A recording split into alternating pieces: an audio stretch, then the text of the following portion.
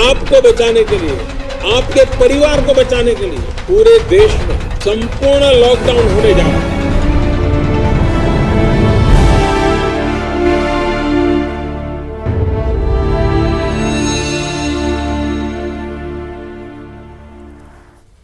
नमस्कार, बुलेटिन में आपका स्वागत है। आपके साथ मैं दीपेश बरगले। खबरों की शुरुआत करें उससे पहले एक छोटी सी अपील कि आप अपने घरों में रहें, सुरक्षित रहें, देश को सुरक्षित रखें और कोरोना को हराने का एकमात्र यही तरीका है कि आप अपने आप को अलग कर लें अपने घरों में रहकर। खबरों की शुरुआत करते हैं खबर दिल्ली से।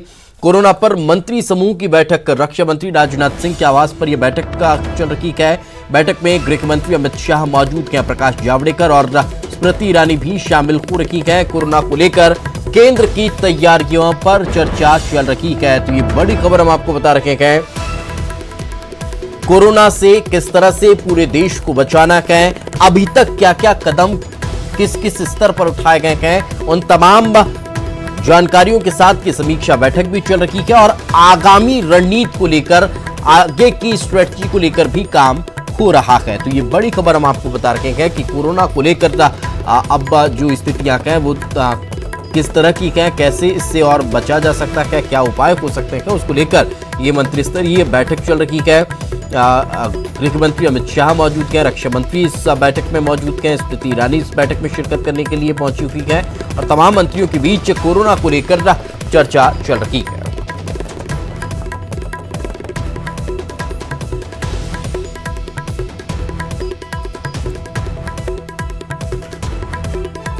तो इस वक्त हमारे सहयोगी अनूप गुप्ता हमारे साथ जुड़ चुके हैं। अनूप, क्या ताजा जानकारी इस बैठक को लेकर?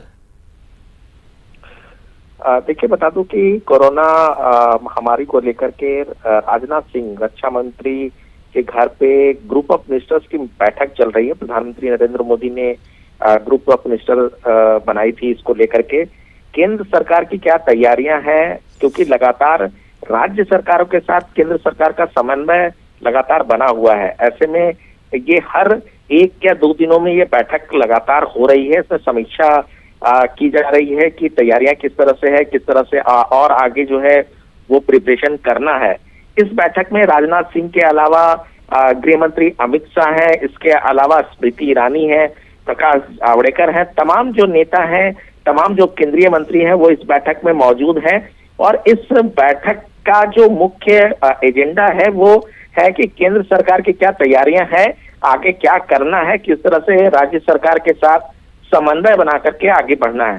जी बिल्कुल, आज के लिए बहुत बहुत शुक्रिया अनूप इस तमाम जानकारी के लिए। तो जैसा कि हमारे सहयोगी अनूप बता रखे हैं, ये एक सूत्रीय एजेंडा इस बैठक का है।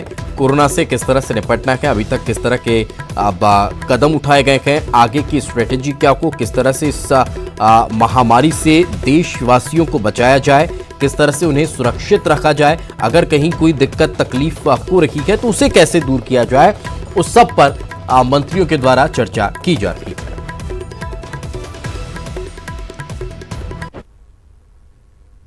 कोरोना वायरस को लेकर लड़ाई में प्रधानमंत्री नरेंद्र मोदी देश के टॉप खिलाड़ियों से रूबरू हुए। प्रधानमंत्री नरेंद्र मोदी ने देश के जाने माने 40 खिलाड़ियों से वीडियो कॉन्फ्रेंसिंग के जरिए बातचीत की। प्रधानमंत्री ने वीडियो कॉन्फ्रेंसिंग के जरिए खिलाड़ियों से बातचीत कोरोना को लेकर की है।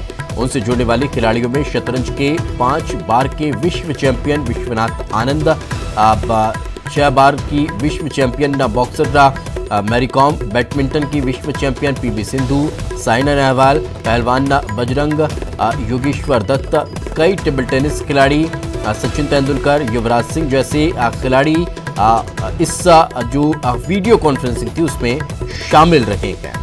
मोदी ने देश में कोविड-19 की स्थिति पर वीडियो कॉन्फ्रेंसिंग के माध्यम से खिलाड़ियों से बातचीत की है।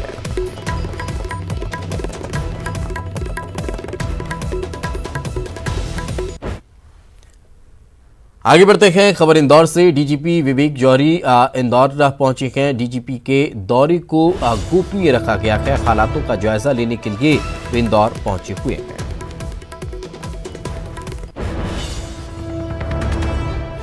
तो काफी महत्वपूर्ण जानकारी हम आप तक पहुंचा रखे हैं और काफी महत्वपूर्ण इस लिहाज से भी है कि लगातार प्रशासनिक व्यवस्थाओं को लेकर अपडेट लिया जा रहा है, किस तरह से जवान तैनात हैं, कहीं उन्हें कोई दिक्कत तो नहीं है, वो सब जांचा परखा जा रहा है। इस वक्त हमारे सहयोगी विकास हमारे साथ जुड़े हैं। विकास, क्या ताज़ा जानकारी इस दौरे को लेकर?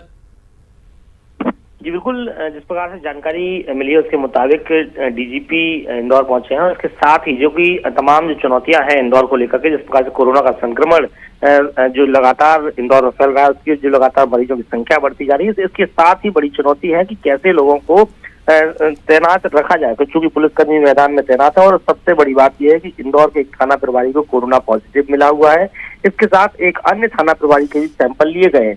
तो पुलिस के लिए ये कैसे चुनौती बना हुआ है, कैसे इस संक्रमण को रोका जाए और लॉ एंड ऑर्डर की जो स्थिति है वो नियंत्रण में बनी रहे, इन सभी को लेकर के डीजीपी को लगातार चिंता थी। इसी वजह से वो आज इंदौर पहुंचे हैं और जूनी इंदौर थाने सबसे पहले वो पहुंचे। उसके अलावा और भी जो अन्य जगह है जहां पर बीते दिनों स्वास्थ्य विभाग की टीम पर हमला हुआ था, उस इलाके का भी उन्होंने जायजा लिया। जो खास जो आइसोलेशन वाले इलाके हैं जिन्हें कैंटोनमेंट की तरीके से घोषित किया गया है, उन सभी इलाकों में जाकर उन्होंने खुद वास्तविक स्थिति का जायजा लिया। इसके साथ ही उन्होंने जो पुलिसकर्मी है जो ड्यूटी पर तैनात है उनकी हौसला अफजाई की। इसके साथ ही कैसे संक्रमण से बचा जाए उन सभी को लेकर के खास दिशा निर्देश भी दिए हैं।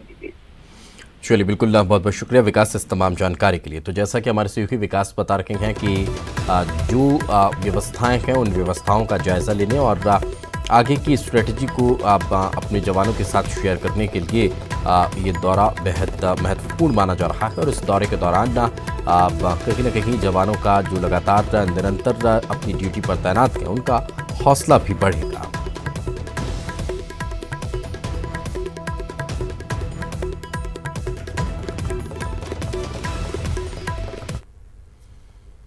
इंदौर में स्वास्थ्य विभाग की टीम पर कमला मामले में 6 और आरोपियों की गिरफ्तारी कर ली गई है। सरकारी काम में बाधा डालने के आरोप में इन्हें गिरफ्तार किया गया है। डिजास्टर मैनेजमेंट एक्ट के तहत भी कार्रवाई होगी। अन्य आरोपियों की भी तलाश लगातार जारी है। तो ये बड़ी खबर हम आपको बता रहे हैं।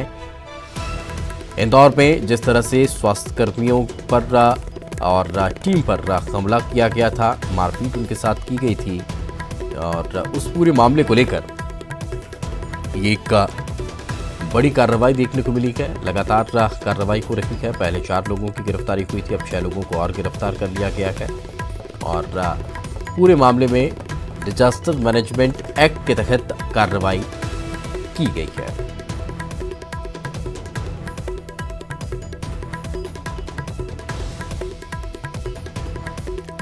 हालांकि उस वाकये के बाद लगातार कई तरह के संदेश निकलकर सामने आए हैं। अब आज जब टीम वहां पर पुनः पहुंची थी तो फिर लोगों के द्वारा माफ़ी भी मांगी गई और उसके बाद लेकिन जो वीडियो में दिखाई दे रहे हैं उनके खिलाफ कार्रवाई लगातार जारी है।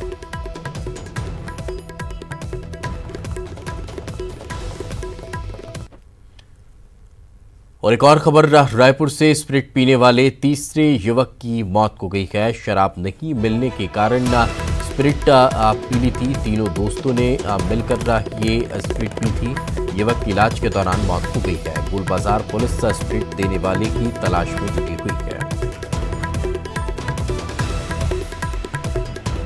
काफी गंभीर ये मामला है और इस खबर को दिखाने का मकसद सिर्फ इतना है कि आप लोग इस तरह की गलती कतई न करें, सतर्क रहें। खबर भोपाल से, दिग्विजय सिंह ने डीजीपी से शिकायत की है। अनजान नंबरों से दिग्विजय सिंह को फोन कॉल आ रहे हैं। अनजान कॉल से परेशान दिग्विजय सिंह हो चुके हैं। मोबाइल पर लगातार फोन कॉल आ रहे हैं। कॉल से परेशान होकर उन्होंने डीजीपी से शिकायत की है। परेशान होकर उन्होंने अपना फोन भी स्विच ऑफ कर दिया है।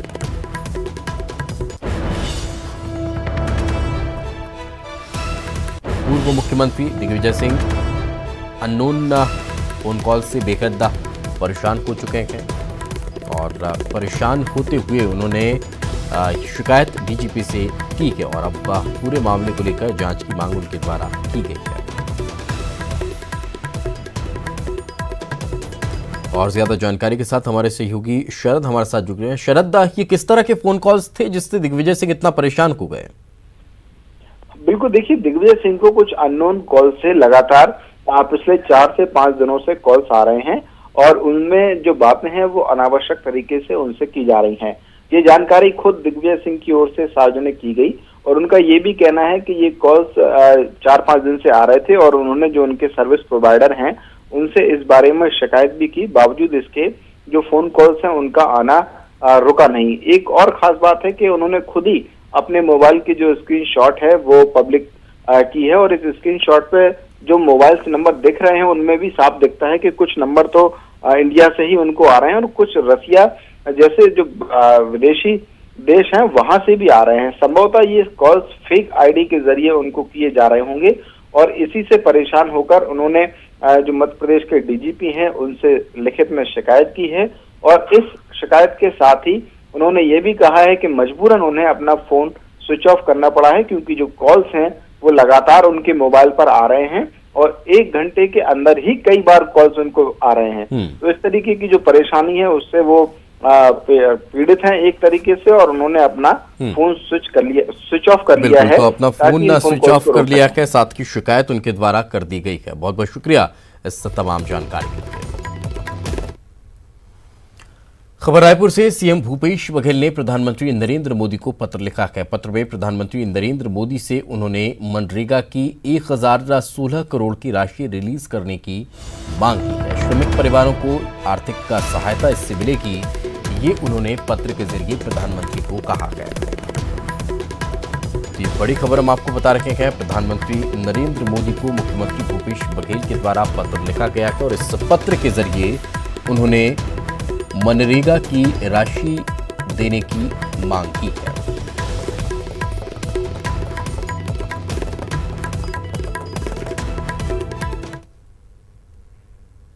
और इस वक्त हमारे सहयोगी राघवेंद्र हमारे साथ जुड़ चुके हैं। राघवेंद्र, क्या और ताजा जानकारी? देखिए, जिस तरह से कोरोना को लेकर हालात हैं, ऐसे में मजदूर परिवारों को उनको एक तरीके से मेहनताना मिल सके, यही वजह है कि मुख्यमंत्री भूपेश बघेल ने केंद्र सरकार से मांग की है कि 1000 करोड़ से अधिक जो राशि है मनरेगा के मजदूरों के भुगतान के लिए वो 3 माह का एक साथ अगर केंद्र सरकार दे देती है तो राज्य में सरकार के लिए आसानी होगी कि वो मजदूरों को भुगतान कर सके, ताकि इस संक्रमण के दौर में वो घरों से बाहर ना निकले और उनके पास राशि होने से खाने पीने की कोई समस्या नहीं होगी, क्योंकि सरकार द्वारा भोजन तो उपलब्ध कराया जा रहा है, लेकिन दूसरे जरूरतों के लिए अगर उनके पास राशि होगी, पैसे होंगे, तो जाहिर तौर पर मजदूर बाहर नहीं निकलेंगे और कोरोना संक्रमण को रोकने में एक ये बड़ी मदद होगी। यही वजह है कि मुख्यमंत्री भूपेश बघेल ने पत्र लिखकर प्रधानमंत्री से ये मांग की है कि इस राशि का शीघ्र जो है भुगतान किया जाए, ताकि राज्य सरकार जो मजदूर हैं उनको भुगतान कर सके। चलिए, बिल्कुल, बहुत बहुत शुक्रिया इस तमाम जानकारी के लिए। तो मजदूरों के लिए ये मदद की मांग सीएम ने की है। एक छोटे से ब्रेक के लिए रुकेंगे, ब्रेक के बाद जल्द लौटेंगे। ब्रेक के बाद एक बार फिर आपका स्वागत है। खबर बलरामपुर से, जहां पर आरक्षक समेत 3 लोगों की मौत हो गई है। सड़क दुर्घटना में 3 लोगों की जान जाना बताया जा रहा है। पिकअप ने टक्कर मार दी। हादसे के बाद अब पिकअप चालक फरार बताया जा रहा है। पुलिस अब पूरे मामले की जांच में जुटी हुई है। ये बड़ी खबर निकलकर सामने आ रही है और बेहद दर्दनाक ये खबर है। पिकअप ने टक्कर मारी है। हादसे के बाद अब पिकअप चालक का फरार बताया जा रहा है, जिसकी तलाश की जा रही है। पुलिस पूरे मामले की जांच में जुटी है। खबर रायपुर से, एक सप्ताह बाद मूल्यांकन का काम शुरू होगा। कोरोना संक्रमण की वजह से देरी हो रही है। केंद्रीय मूल्यांकन का काम प्रभावित हो रहा है। राज्य से 7 लाख परीक्षार्थी शामिल हुए थे। 10वीं और 12वीं के मूल्यांकन में देरी हो रही है।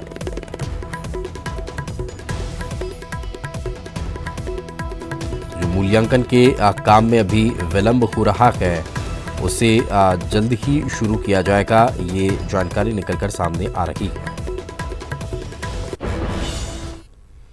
मध्य प्रदेश में कोरोना का कहर लगातार बढ़ता जा रहा है। देश का सबसे स्वच्छ शहर इंदौर में सबसे ज्यादा मामले सामने आए हैं।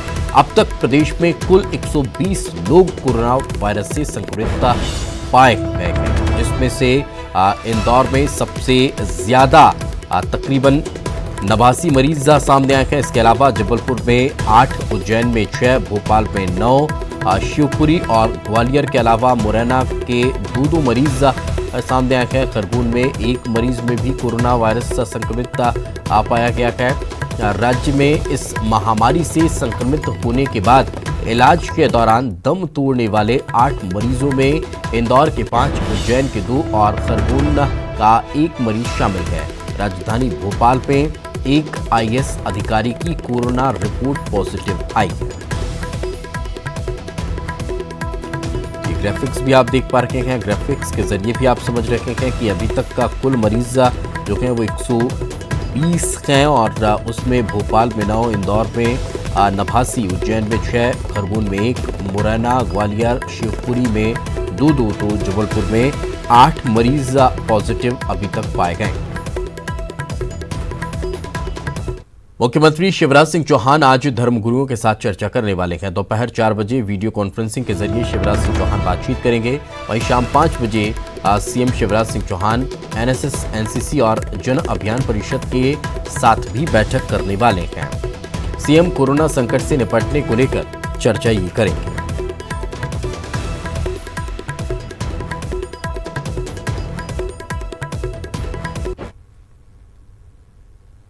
छत्तीसगढ़ में कोरोना मरीजों की संख्या 9 पहुंच चुकी है और रायपुर में 5 है, दुर्ग में 1 है, राजनांदगांव में 1, बिलासपुर में 1, कोरबा में 1। लेकिन यही अगर देखा जाए तो इनमें 3 मरीज स्वस्थ हो चुके हैं।